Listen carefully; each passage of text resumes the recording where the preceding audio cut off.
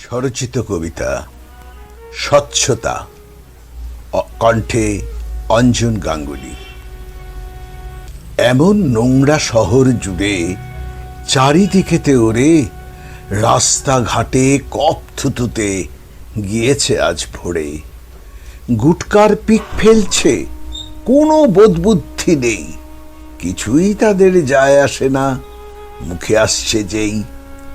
কাগজ ছিঁড়ে, কলার খোসা, আরো নানান জিনিস সব ফেলেছে রাস্তাঘাটে, স্বচ্ছতা আজ ফিরিস।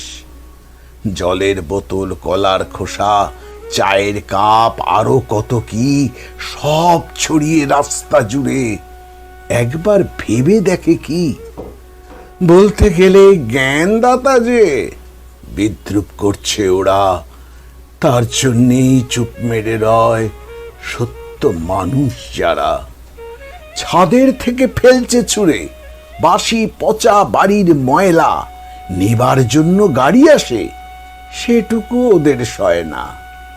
পাহাড় পর্বত সমুদ্র তীর সর্বত্র আজ নোংরা, বুঝছে না ধ্বংস হব, বুঝবো কবে মোরা। বিদেশিরা অবাক হয়ে চেয়ে দেখে সব, ওদের দেশে ফাইন হয় এমন নোংরা করলে সব।